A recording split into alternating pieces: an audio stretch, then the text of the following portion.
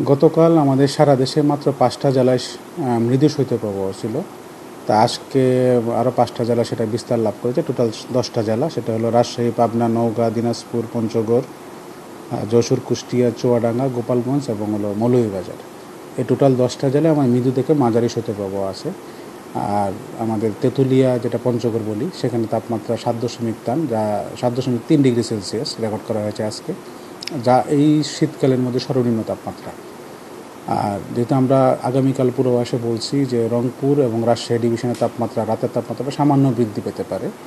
তো ওই 10টা জেলা যেটা আমাদের শৈত্যপ্রবাহ বর্তমানে বয়ে যাচ্ছে, হয়তো বা 1-2টা জেলা সেটা প্রশমিত হতে পারে, যেগুলো তাপমাত্রা 10 বা তার কাছাকাছি। আর তার পরবর্তী দিন বা 11 কিংবা 12 তারিখে আমাদের দিন এবং রাতের তাপমাত্রা সামান্য বৃদ্ধি পেতে পারে।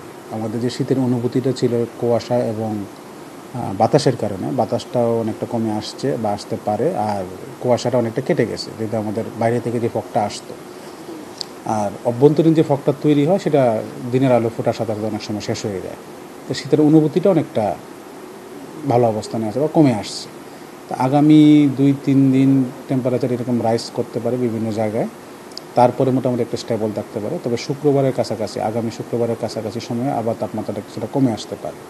তবে আগামী 10 দিন এটা আমরা বলতে পারবো যে তীব্র শৈত্যপ্রবাহের সম্ভাবনাটা কম। আর ঢাকা যেহেতু 14.5 তাপমাত্রা আজকে আসছে, তা আগামী কয়েকদিন বা আগামী 10 দিনের মধ্যে ঢাকায় শৈত্যপ্রবাহের সম্ভাবনাটা খুবই কম।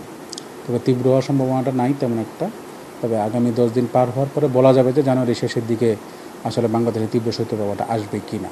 তবে শৈত্যপ্রবাহ যে কয়েকটা জেলা এখন বিদ্যমান আছে, এটা হয়তো বা 1-2টা জেলা কমে আসতে পারে, কিন্তু পুরোপুরি শৈত্যপ্রবাহ একেবারে কেটে যাবে না। বিশেষ করে রংপুর, রাজশাহী এবং খুলনা ডিভিশনে অনেকগুলো জেলায় আমাদের বা অনেকগুলো অঞ্চলে আমাদের শৈত্যপ্রবাহ, এটা মাঝারি হোক বা মৃদু হোক, হয়তো বা কিছুটা বিদ্যমান থাকতে পারে। সর্বনিম্ন 7.3 আসছে, 7.3 না হয়ে এখন বাড়তির দিকে থাকতে পারে। হয়তো বা ধরেন 7.5, 7.8 বা 8-এর কাছাকাছি চলে আসতে পারে। এক ধাক্কায় যে বা 10-এর উপরে চলে যাবে তা কিন্তু না।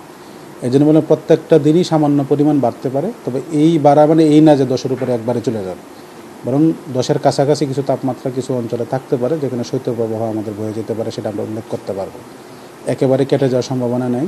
তবে 2-3 দিন তাপমাত্রা একটু বাড়ার পরে হয়তো বা কিছুটা স্টেবল কন্ডিশন থাকতে পারে। তারপর আগামী শুক্রবারের কাছাকাছি সময় আবার তাপমাত্রা কিছুটা কমে আসতে পারে। তখন শৈত্যপ্রবাহ যেটা বিদ্যমান থাকবে বা থাকার কথা, সেটা হয়তো বা পরবর্তীতে কিছুটা বিস্তার লাভ করতে পারে। বিস্তার লাভ করার অঞ্চলগুলো সাধারণত আমাদের রংপুর, রাজশাহী, খুলনা, ময়মনসিংহ এবং সিলেট। এটাই হলো মূলত বিস্তার লাভের জায়গা। আর যদি বেশি পরিমাণে বিস্তার লাভ করে, হয়তো বা ঢাকার কিছু অঞ্চল চলে আসতে পারে।